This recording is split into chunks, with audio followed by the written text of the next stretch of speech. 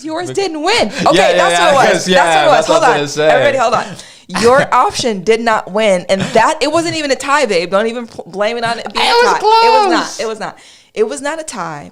We have to look my back option won, and I was like tooting my horn. His option did not win, and he was in his feelings. And you were even like, you were in your nice feelings about it. You were like my thing was, yeah. You were like, rubbing it in my face, and you were like, your stupid idea. I didn't say your stupid You're like, idea. You stupid boy. That's probably how you felt, babe, and that's legit. But I did not say that to you.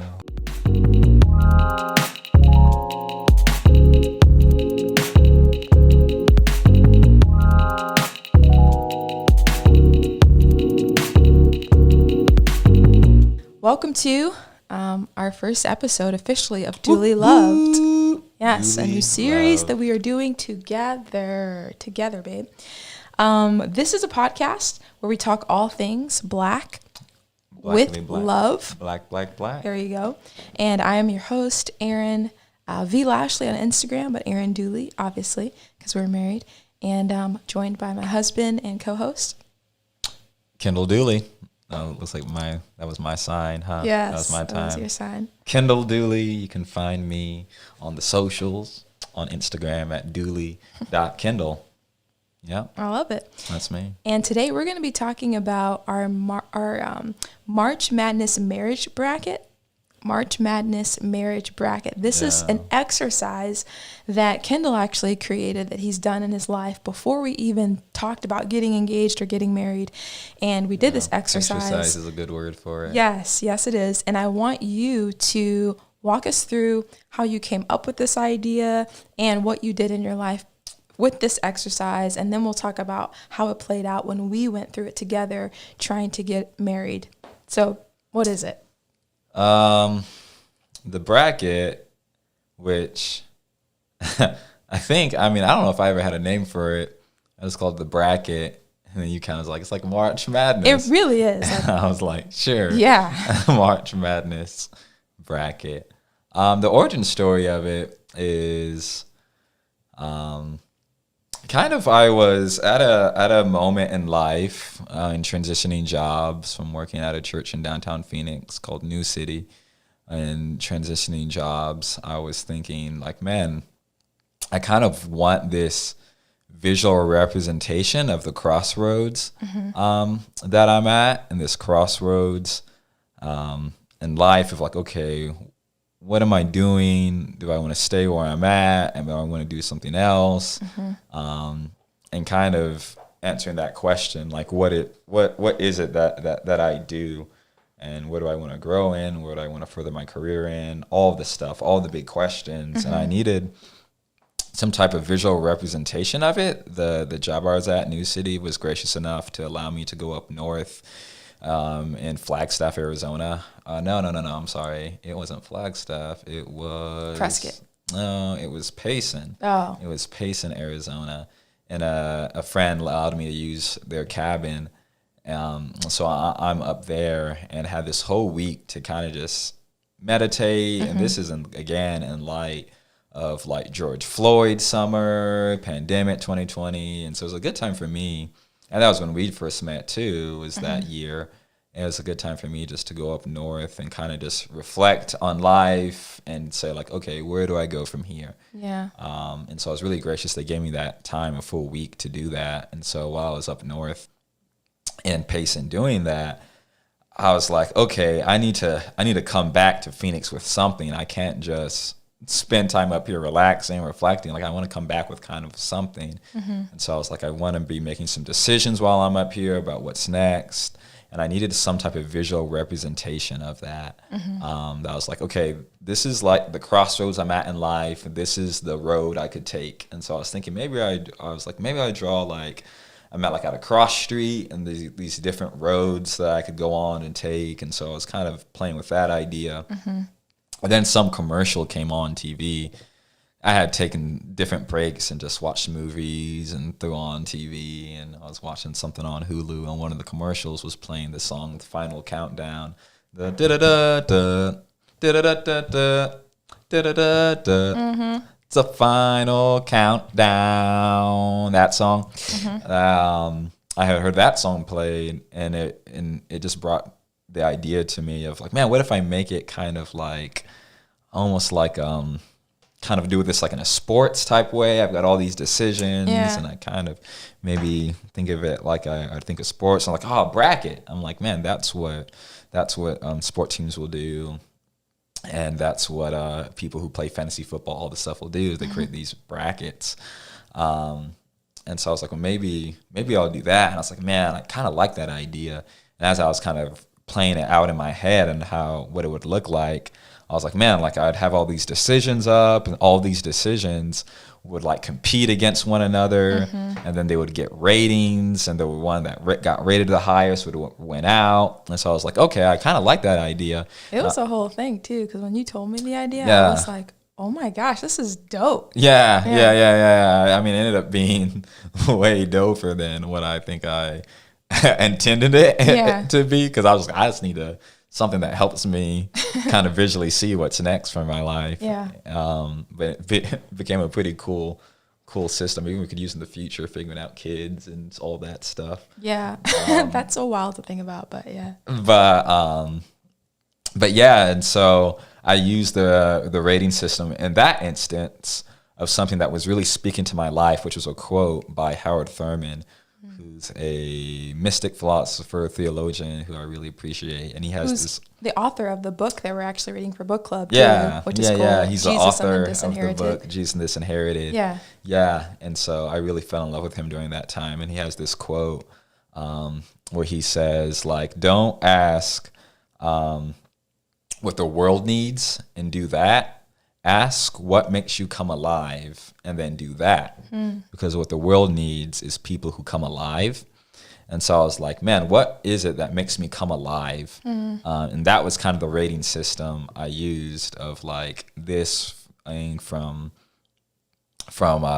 0. I used 0 to 10, and I was like, those numbers are too high. Let me make the numbers smaller. So like 0 to 5 rating system of what is it that makes me come alive? And so I wrote 5 pros and 5 cons for each decision, and then rated each pro and each con to that 1 to 5 rating.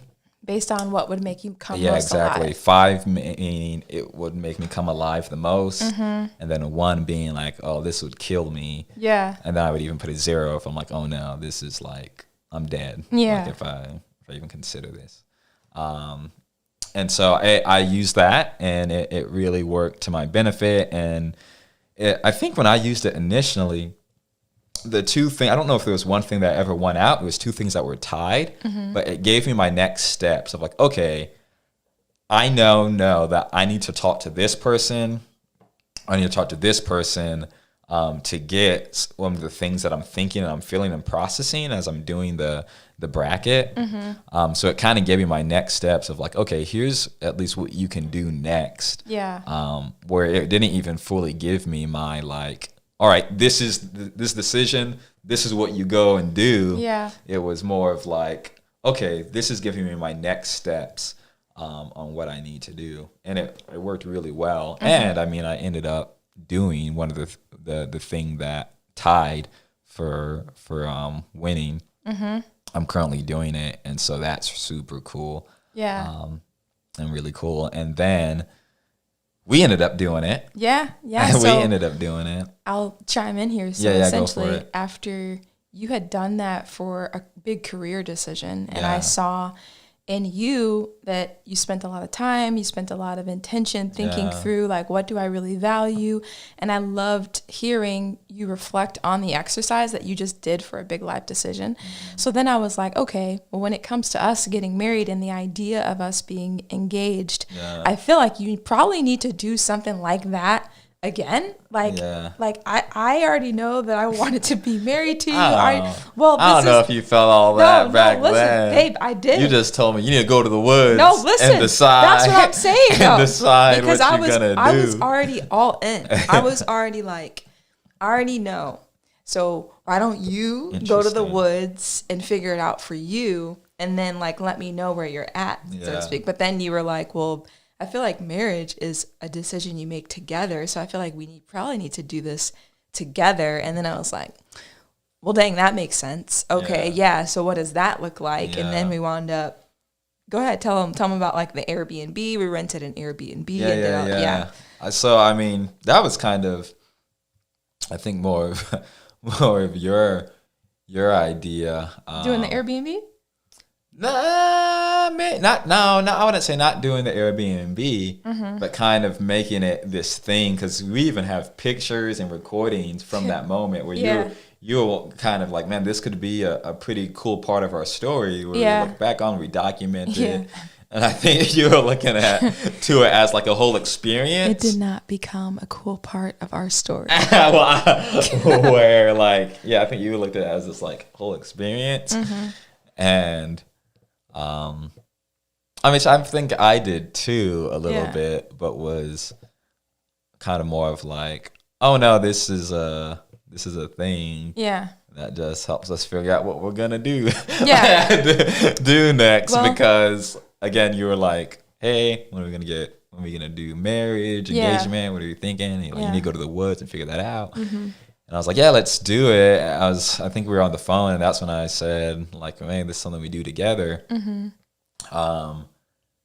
then we're like, yeah. And then we started talking about it, and we're kind of feeding off each other's energy, talking about it, and kind of was like, man, let's go. I think originally we were like, man, let's go. Can we go up north? Because I did think we wanted to go up north. Yeah. To actually do it. That cabin though. Yeah, and I did ask my friends who are the cabin. I did ask them. That's right. And but they said they started Airbnb-ing it, and so there was someone who was using it at that time.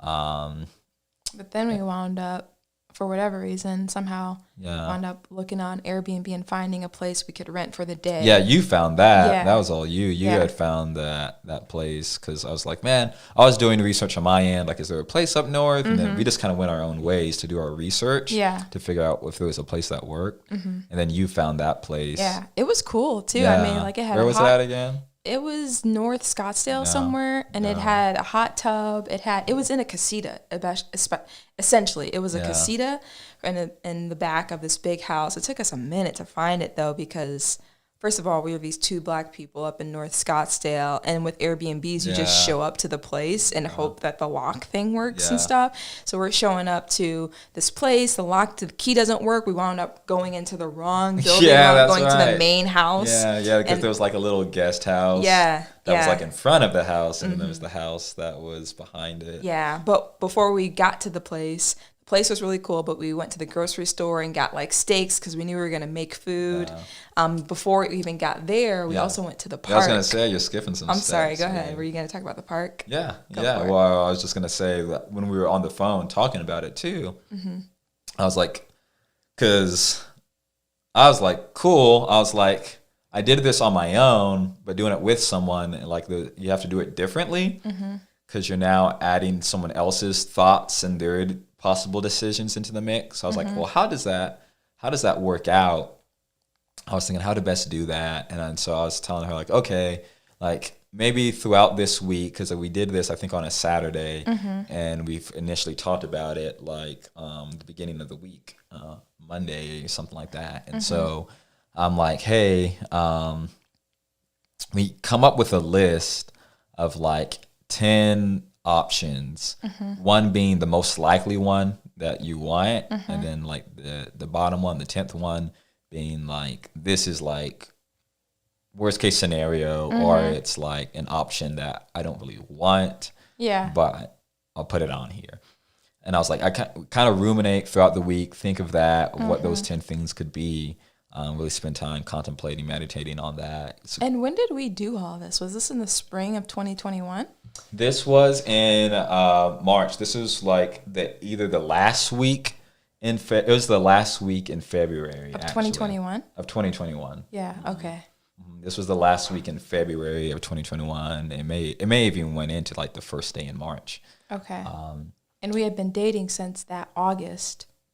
Yeah, officially. Okay. And known each other since March of 2020. Got it. Started dating in August.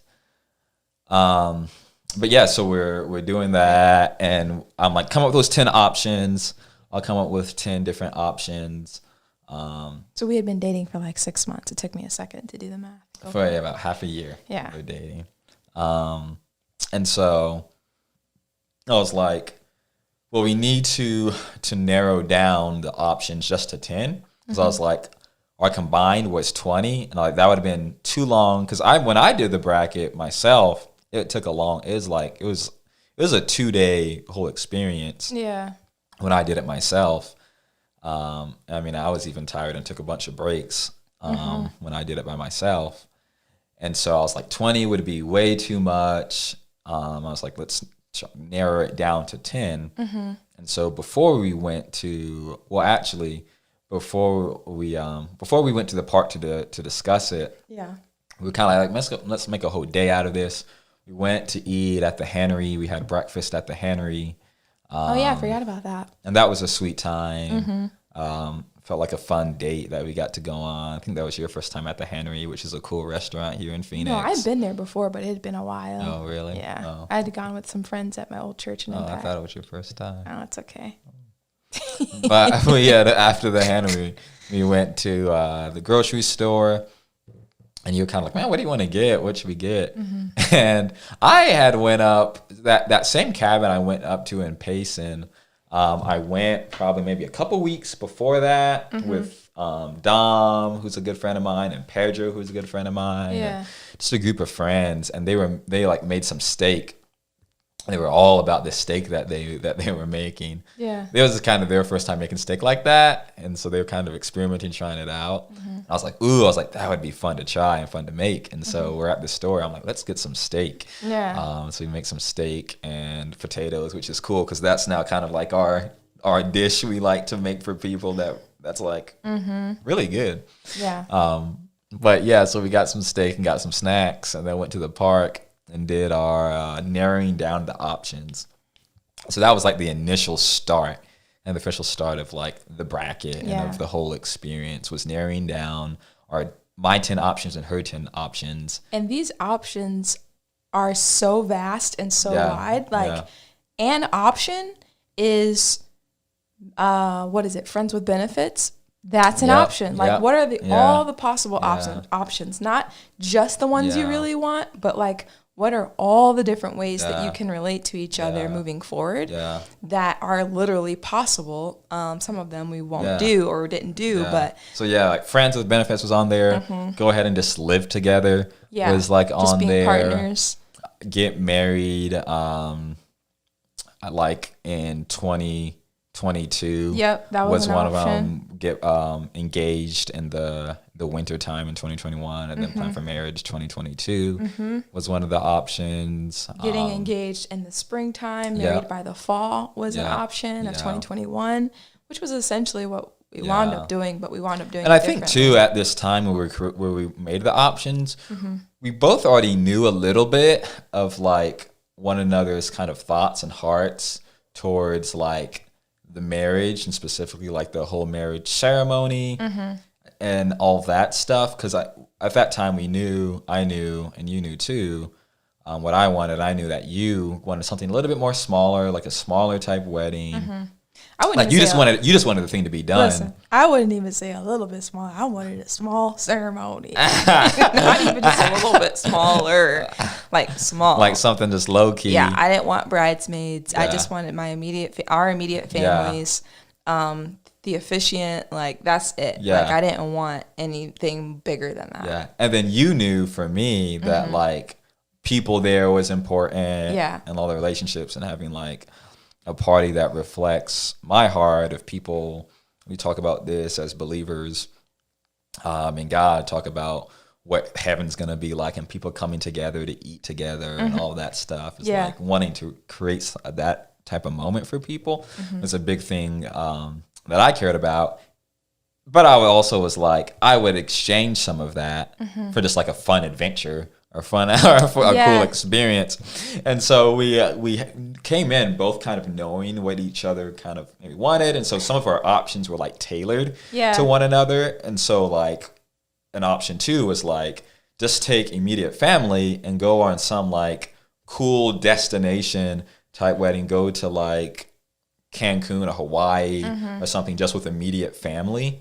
It was like one of the options. And I don't think you mentioned this, but essentially when we were at the park, we both came up with a top 10 list, and then we came together and made a top 10 list. So essentially when we were apart, we had 20 options to like separate, and then when we came together, we had to narrow it down to top 10. Yeah, and we just narrowed it down by like what was similar to each other. Yeah, what was similar, things that we wrote that were similar, of like, okay, let's put that together. And then things that we were both like, nah, that's too much of a stretch. Right.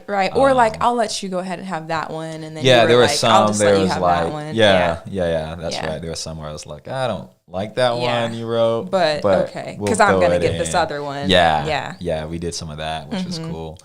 Yeah, and then when we were, I mean, I know I'm like jittery about the story, but I enjoyed, I guess my favorite part, even though it was kind of nerve wracking though, I thought I was going to enjoy the part where we take our top 10, which we combined, once we combined our options into a top 10, we would then on our own score each option, and then it was kind of placed against each other, right? The top 10, so you take two of them, just like a March Madness bracket, and pivot them against each other. And then we would each score them. So talk about the scoring process and how that worked, because with two people it was a little bit different.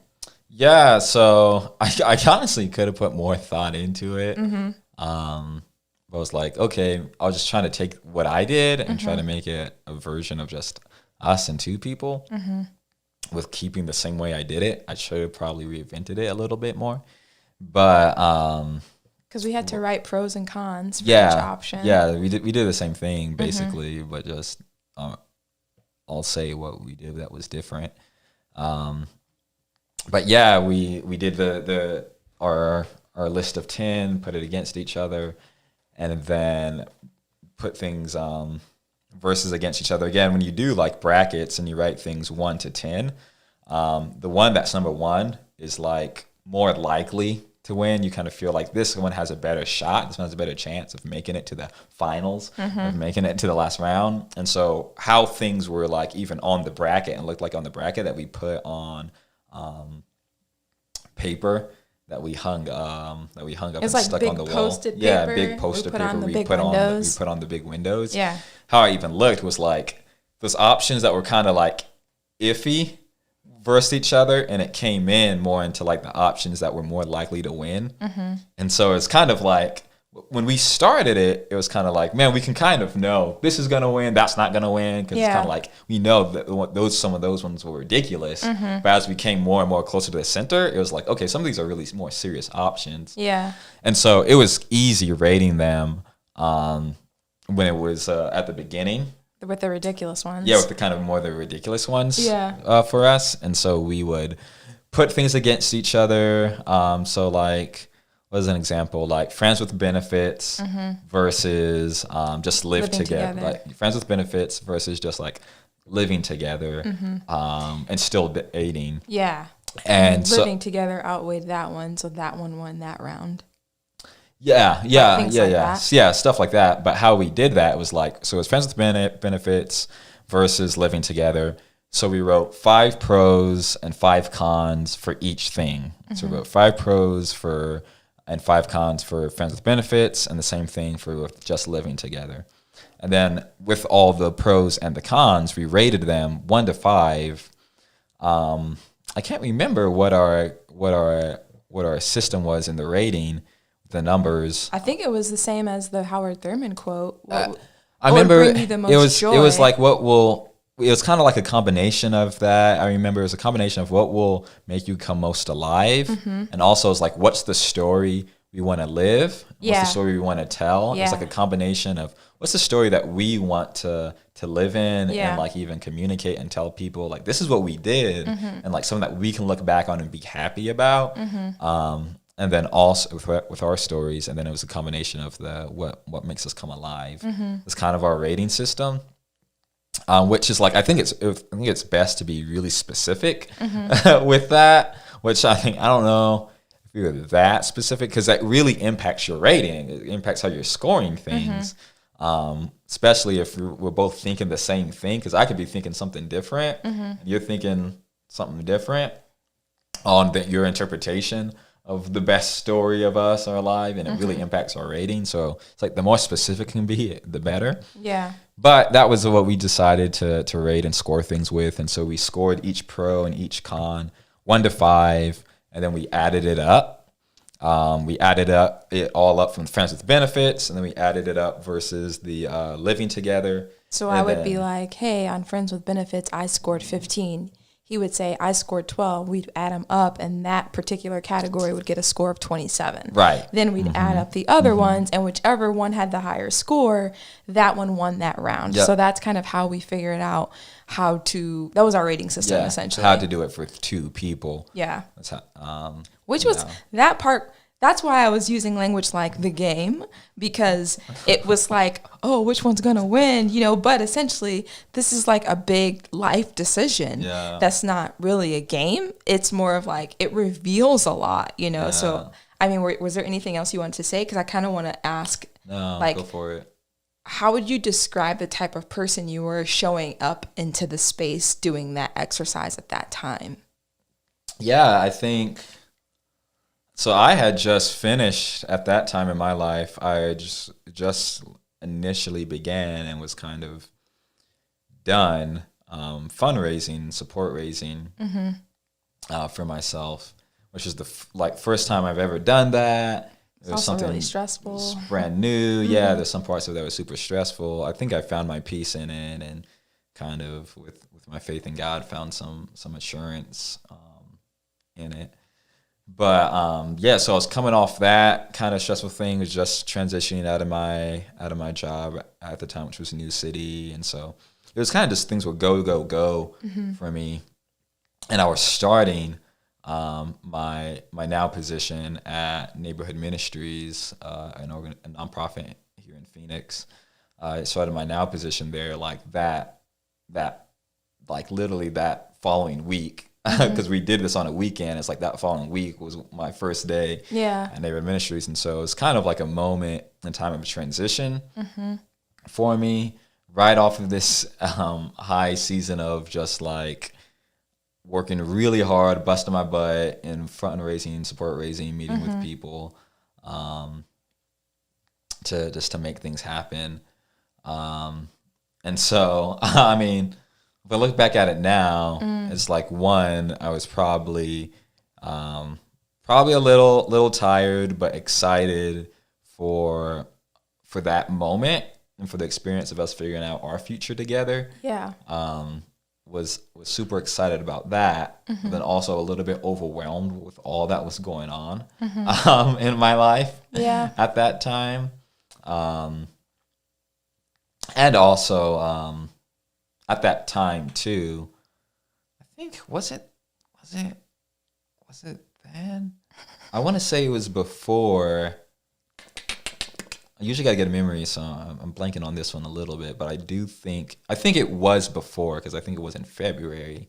This was the end of February. I think it was middle of February is when I started therapy, and so I started counseling too at that time, and was kind of I talked to my therapist and counselor about you and us and all that stuff. And so I felt like I came to with kind of like a good understanding of myself, of you, of kind of reflective on us, on myself. I was pretty self-aware at that time, because I think counselor was pushing me to be more of that. Yeah.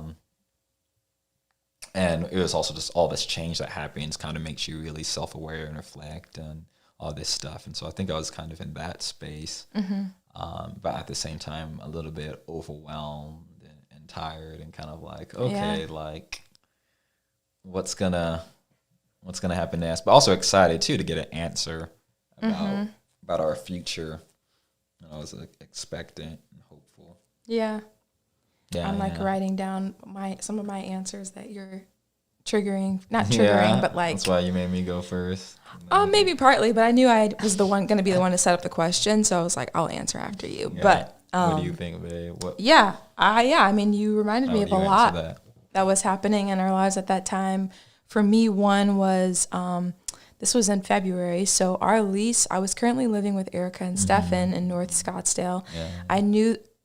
North Phoenix. North Phoenix. Yeah, North Kendall be Phoenix. saying I lived in Scottsdale. Yeah, I was you not were a bougie. I was doing all right. I was doing all right. I will say that.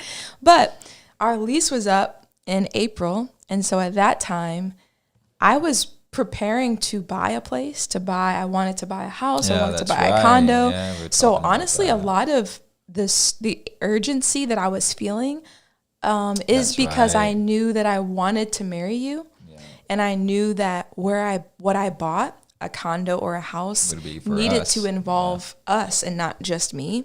And that's why I was like, okay, I kind of need to have these conversations if the future of us is this, I kind of need to know how you're feeling and all of that.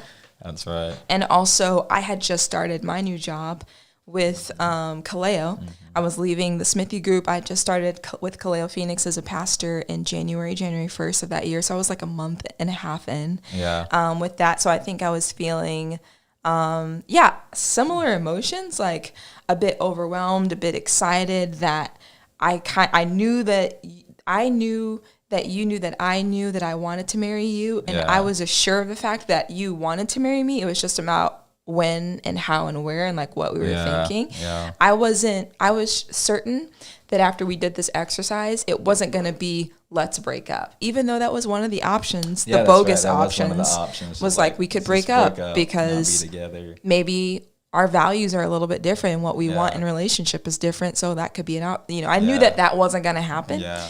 That's right. So it was like we were deep into our relationship enough for me to know I know we want to be together, but what does that look like? I don't know though. You were like break up. I think that was the one you put on your list. I didn't put that on my list. You put that on your list, and I was like, why would you write that? Are you sure? Yeah, babe. I'm like 99% sure you wrote that. I can't even imagine myself writing that down. Why would I write breakup? I don't know. That's ridiculous. That's absurd. Absurd.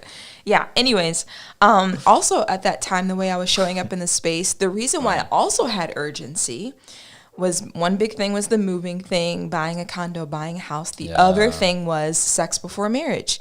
Was at that my personhood in that season of my life was not an option. First of all, I'm a pastor. Yeah. So if we don't figure out when and where, I'm feeling my body wanting to have sex with you. And I know that that's not a value that we both were carrying at that time. So what are we doing? Because I can't just be out here in these streets, so to speak. You know what I mean? Like I need more clarity and more of an answer. Yeah. I was probably a little bit like, okay, whatever. That made me go like, oh my God, like, you're ridiculous. I don't know what's wrong with you. But that was making me a little bit sexually frustrated, I think. Yeah. And also emotionally frustrated. It's like, why don't you feel this urgency with me?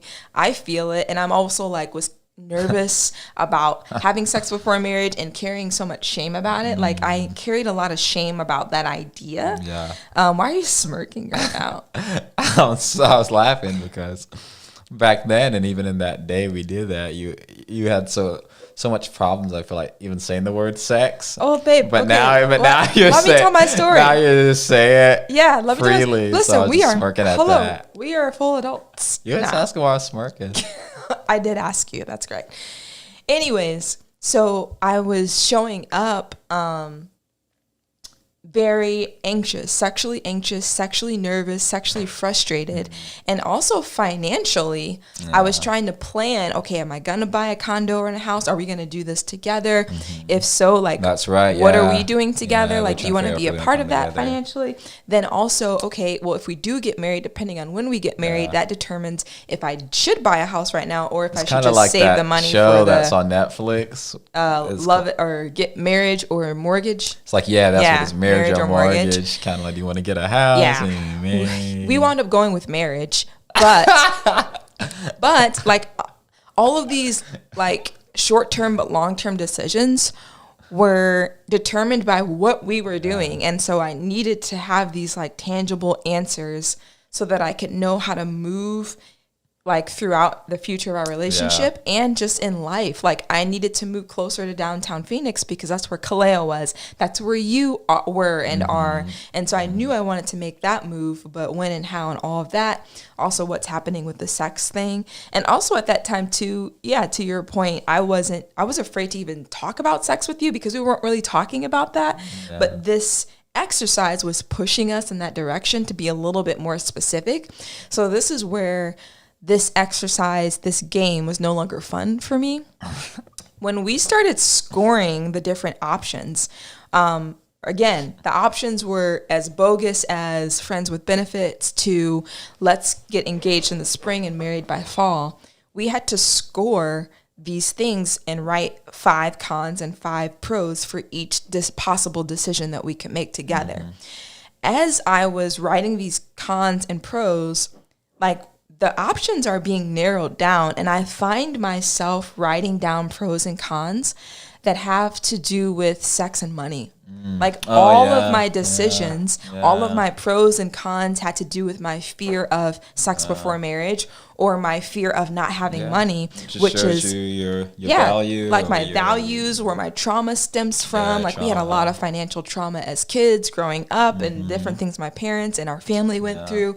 And just around sex, I grew up in the purity culture and the purity movement. There was a lot of shame casting on people that had sex before marriage that I was carrying in my body that I didn't even at that time, I had not named. I also was in therapy since like the summer of that previous year and had been doing work, but we hadn't yet like dealt with the financial trauma or even the sexual shame I was carrying until we did this exercise and I went back to it. I think you talked about some of it, some of the sexual shame and purity stuff. I think maybe some of it, but whatever this exercise was, it was triggering. Like it was unearthing. That's a word my sister brought to me the other day. It's like it was unearthing a lot more deeper stuff. Activating. It was activating. Trauma-informed word.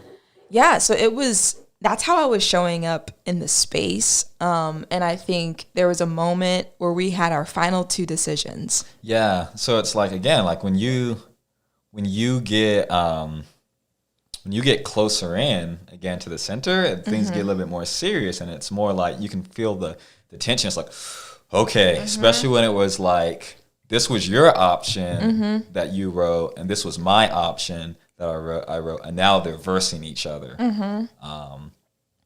Where things just felt more kind of intense. Then you feel like, okay, like just feelings might get stepped on, what you care about maybe stepped on, all the stuff. Yeah, you were majorly butthurt on some of those. Oh wow, what you think? And so it's like when you eat. So I had made a point and had said like, we just bring our numbers together. We bring our scores together. We don't actually look at our pros and cons because I knew this at the beginning of it. I was like, it's when you look at each other's pros and cons, that's when like I knew that like because you start talking about it, you start saying like, well, that's not really a pro, that's a con. Like, why is that a pro for you? Why is that? Like, I knew it could get really kind of messy, and we could start bickering and all this stuff when you looked at pros and cons. Yeah.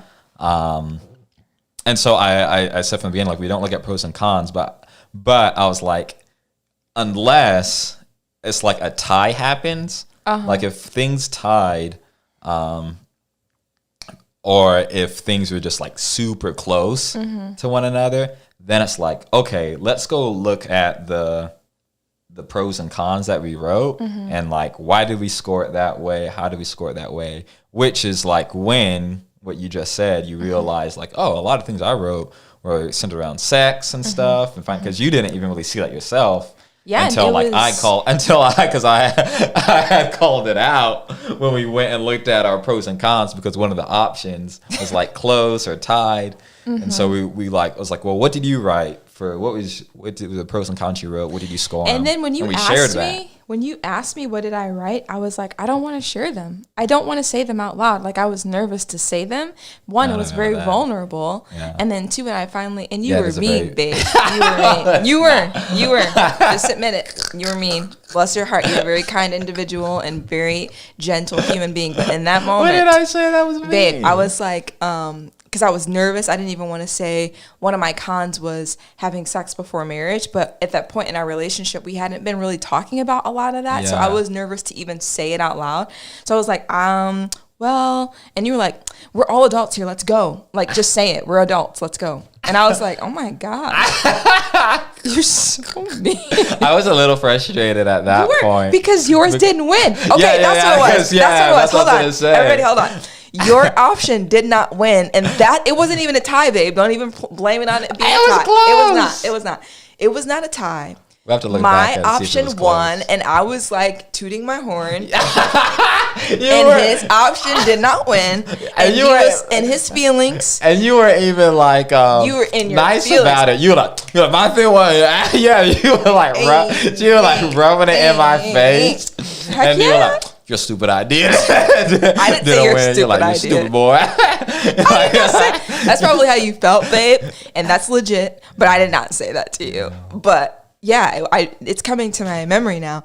It wasn't a tie. I won and you lost. And then you're like, well, let me see what your pros and cons are, because this doesn't make sense. I think because this was an option too that was like, I think this option, if I remember specifically, this option had to do something with like, hey, let's go. It was a destination. Do the destination thing with just our families. And I didn't want to spend the money on that. Yeah. And it was something else too that was tied to it. Mm-hmm. I think it was like engaged by spring or something, and then maybe that, I can't remember. There was something else that was tied to it that I just thought, I was like, oh, this is a for sure winner. This is because I had like, I remember when I was making the options, I had thought of like everything. I was like so sure of myself, right? I was like, this would like help this would do this. I was thinking about you when making the options. I was like, this is the one I think that would benefit us both the most. And yeah, when that didn't win out, I was kind of like, man, this one's worth looking back and seeing what the scores were we wrote. And that's when I think that's when like the game stopped. Yeah. Or no, maybe it was put on pause for a second. Yeah. And we were chilling. We were eating steak and potatoes out in the hot tub. Yeah, I think it was broccoli or asparagus was the side or something. Like sky was beautiful, the stars were out. Yeah, it was a whole moment. Music going, like it was nice. Like we were just having fun. And I think as the night went on, I was just getting emotionally tired. Yeah, tired. It was and a long day. Very anxious and like, oh my God, I need to talk to my counselor. And you didn't know either that this whole process was actually going to be that long, because you're like, it's getting late. Yeah, it's like, I need to go home. Yeah, when I was like, I knew it was going to be a long process. I'd done it before, but I don't know if and because I knew we had taken a break once, and it was a long break. I think it was when we were cooking too. And I knew, I was like, man, with this long break, we're probably not going to get finished until late tonight. And I think we were there till like 12 a.m. I think I remember us being there till midnight. Yeah, it was late, and then we didn't even finish the game. Yeah, I mean, I didn't want to finish it. And so, well, what happened was we did get down to like, I think, did we get down to two options? We did. Or was it four? Yeah, and one was like was like get married in Iowa, I remember, which was like, man, I don't know how that one beat out the destination one. Yeah. It was like get married in Iowa because that's where I'm from. And then have a reception in Arizona. And then like have a reception or something in Arizona, I think that was one of the options. It was that, and then I think it was your option of like taking close friends, instead of having like No. Instead of having bridesmaid and groomsmen, going friends with our bridesmaids and groomsmen and doing like a destination trip of some sort. Yeah, that was like your thing. But I didn't want to do that. Yeah, which I mean, your whole thing with the destination was money. Well, yeah, money was what was part of it. I don't even remember you expressing money that much. More if you were like, man, I want our own time. I don't want our family or friends to be there on our honeymoon. And I was like, no, because that was the idea. It was like, we'll also make the destination thing our honeymoon. And I was like, babe, they will leave. They won't even bother. Because I was like, they could make a vacation out of it too. Well, that's when you were thinking about like we could go to Hawaii or someplace. I'm like, everybody's going to be there. I don't want that. That's which I was like, we'll stay longer. They can hang out for. I wasn't convinced at the time. Yeah, you were really hung up on that. Yeah, I was.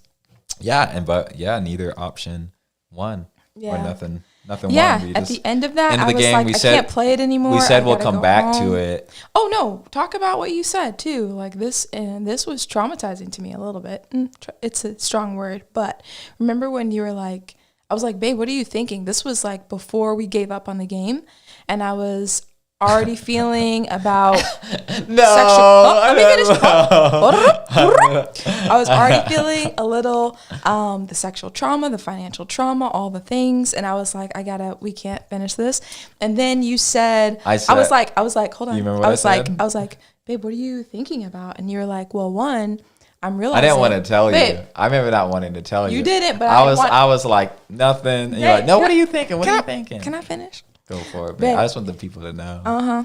I was saying, I was like, babe, what are you thinking? Yes, you were like, I don't want to tell you. But I was like, no, tell me. Like, I want to know what's really on your mind, what's going on in your heart. Like, this is a deeply impactful, meaningful exercise. I would really like to know what's going on in your head, heart, and emotions right now.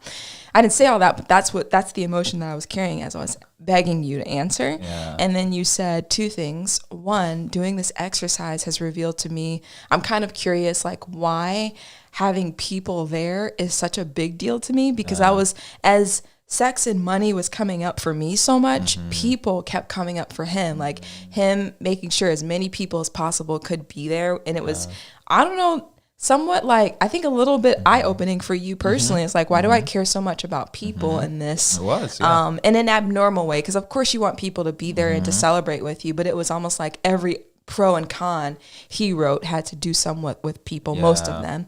That was the one thing that you said. And then two, you were like, I'm starting to wonder if this sex thing is gonna be like a forever thing. And I was like, oh my God. Well, I didn't. I did say that. What did you say exactly? I don't know if I said it like that. How did you say it? I said like, I mean, the issues and things that we face with us, I was like, that doesn't just end when we get married.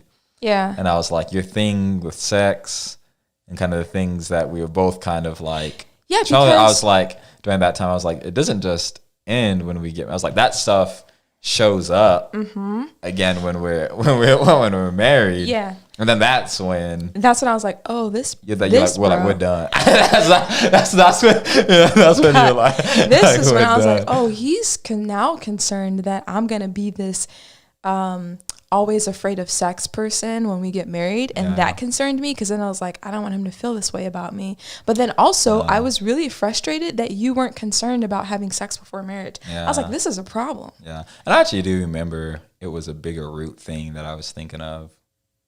What do you mean? Yeah, like it wasn't even just the sex thing, because I think that was some behind something else. That it was afraid. It was the shame that I was afraid of feeling if there was sex before marriage. Yeah, it was something else though. I think that I said too. That stemmed behind it. We can talk about that later though. Well, say it for the people, baby.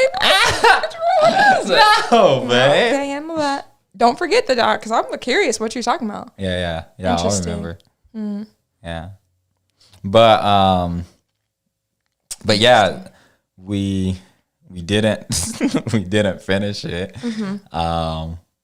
And yeah, you were saying that was when you were like, oh, now he's saying that my sex is gonna come, or that my issues, or that his perceived. Yeah.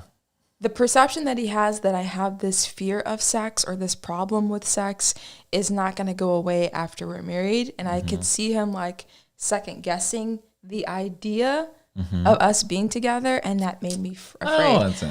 That was how I perceived that moment. I perceived it as you were second guessing me. And then that made me feel really insecure. I'm like, I need to talk to my counselor. I can't win Yeah. this game anymore. Yeah. Which I think walked away. And we also were like, hey, like, let's come back to this. We both were kind of like, hey, let's come back to this. We never did. We never came back. But we were both like, hey, let's come back to this and narrow down what the winner's going to be. That, because you felt like, man, I went through all this stuff. We at least need like a winner. Yeah. But also, I was like, every time we brought it up after that, I was like, I ain't playing that stupid game. I don't play that stupid game.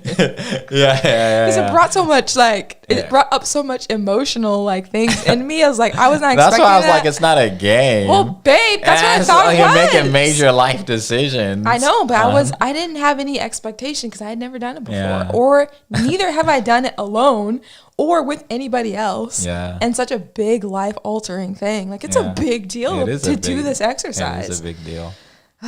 Be warned if you're thinking about doing it. Just know that it's going to bring up, if you're honest when you do the exercise. You got to be honest with yourself. It will bring up within you probably the weakest parts of yourself.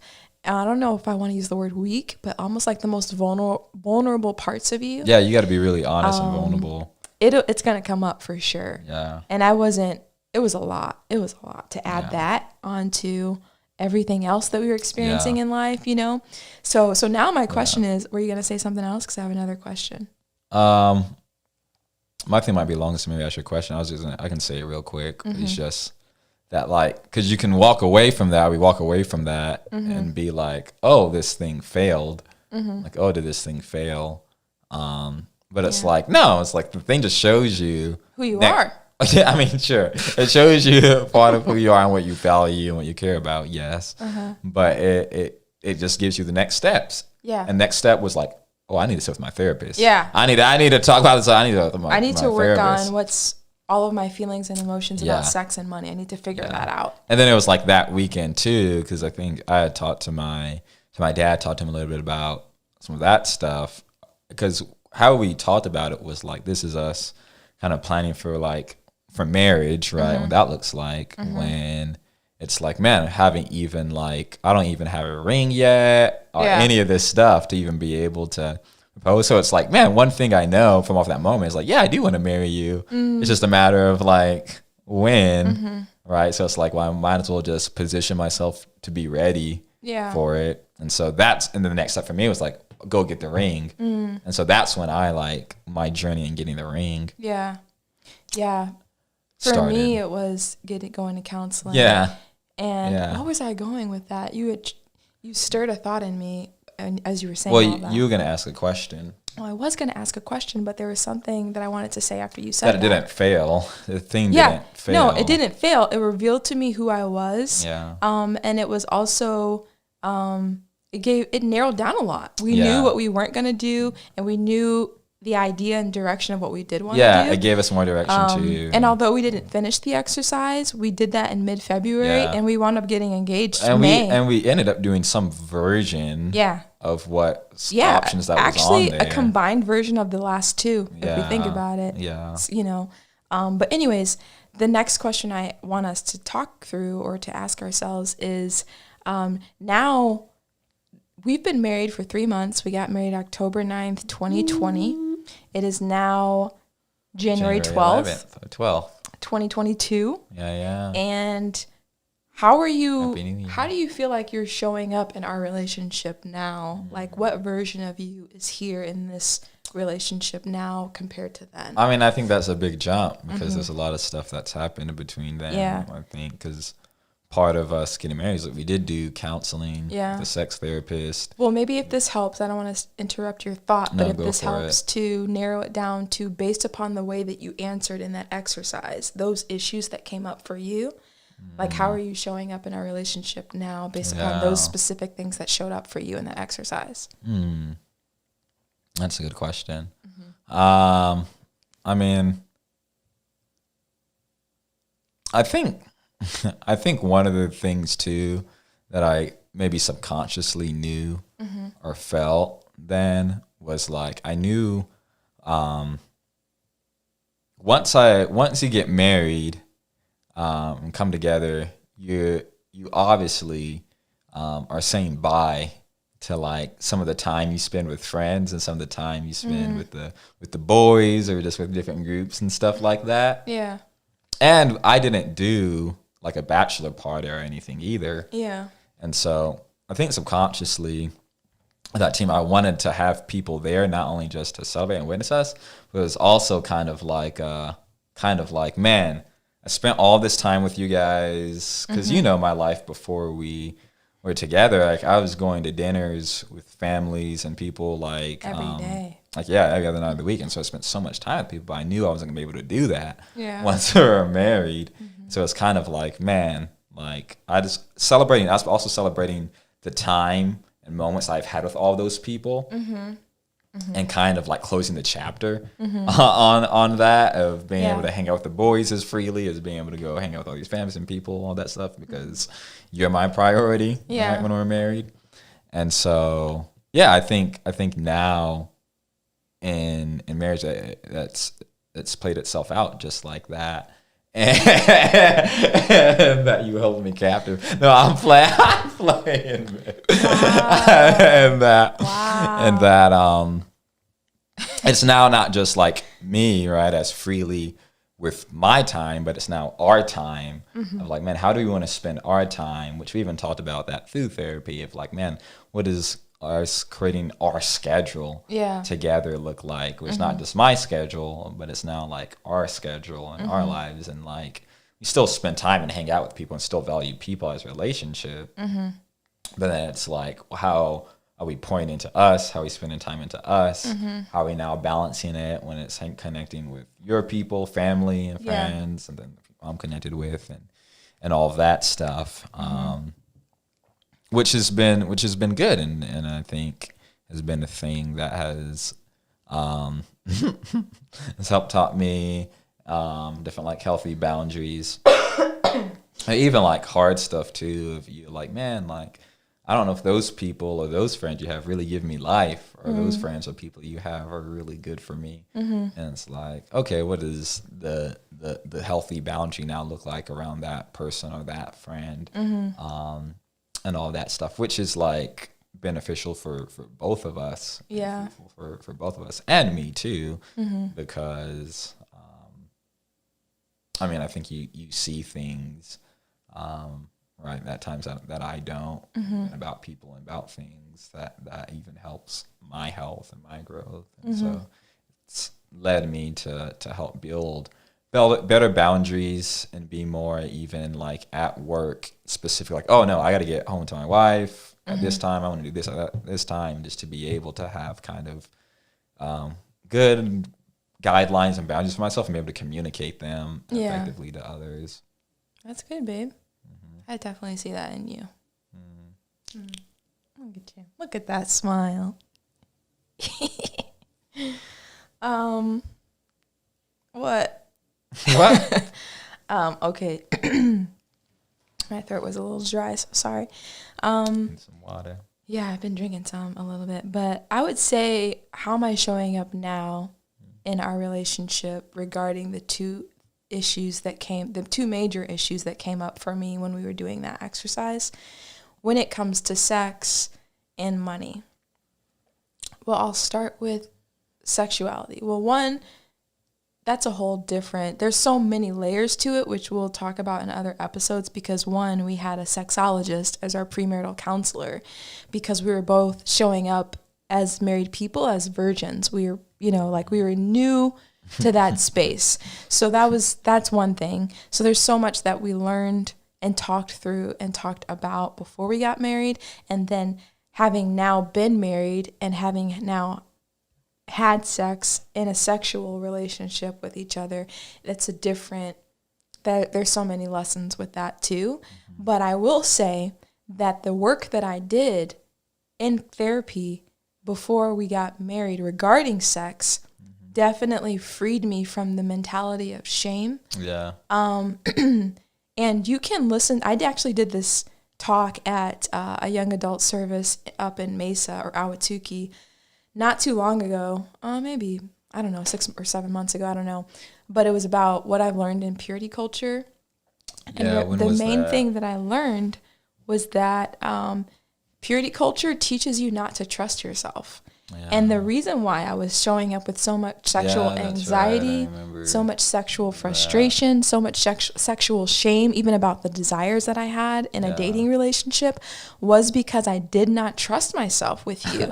I was so afraid that I was going to slip up and have sex with you and then be dismissed as a pastor, made fun of by other people in our culture or the world, and then, I don't know, looked down upon by my parents, looked down upon by other people that held me in this, limelight or whatever. Yeah. And so I think that was, you did that like after the whole bracket experience. Oh, absolutely. You came to that, it was like that therapy that meeting. Bracket experience sent me into going into therapy about these topics, which wrote the message that I I was going to say, which is kind of a cool reflection of how God does that and takes a story and you used it, and I think it impacted other people. You saying I learned a lot. I learned a lot about sexual shame, and the root for me in that was that I did not trust myself.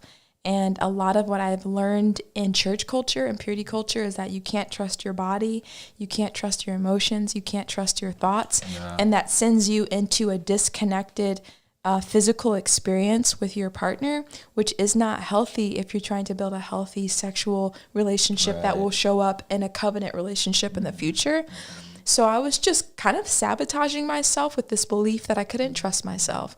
But the conclusion that I came to, having done work on it, was that I can trust myself. I trust myself with you.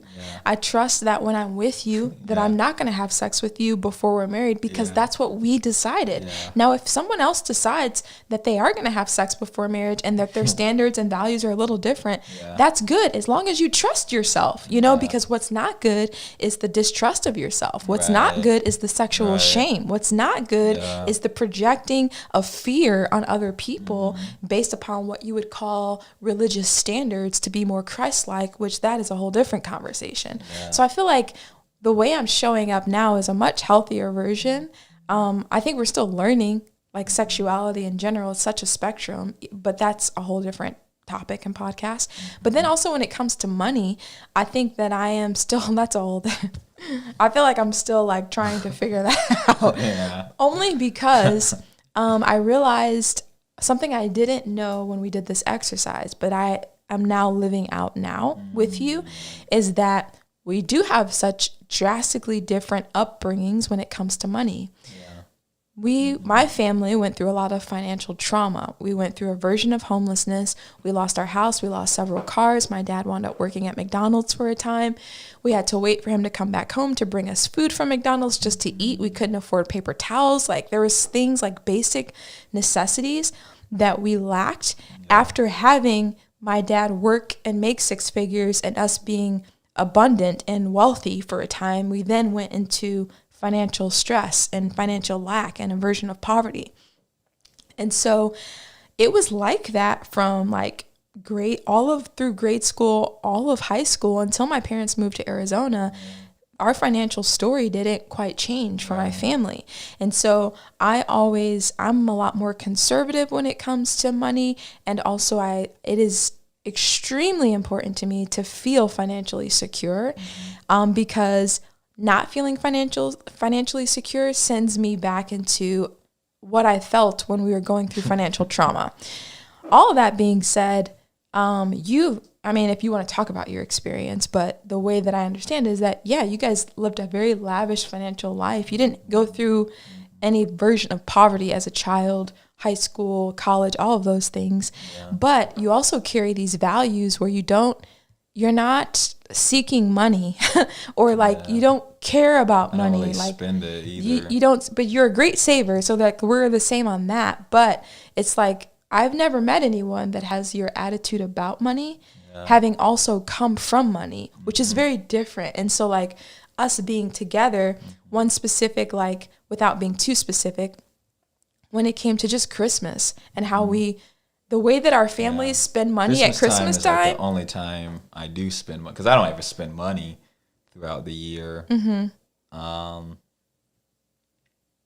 Not on myself. I spend money on gifts for other people occasionally or things, but I hardly spend any money on myself. I'll spend gifts for you, right? Or Yeah. other people. And I can attest to that. You're not a spender, but you love to give gifts. Yeah, and so, which I mean, I do that even sparingly throughout the year. I don't even really do that much, unless you're super close to me, like you. Yeah. Why'd you roll your eyes when you said you? What's that? You look like you rolled your eyes when you said you. Like you. Oh, I was just trying to. Well, okay.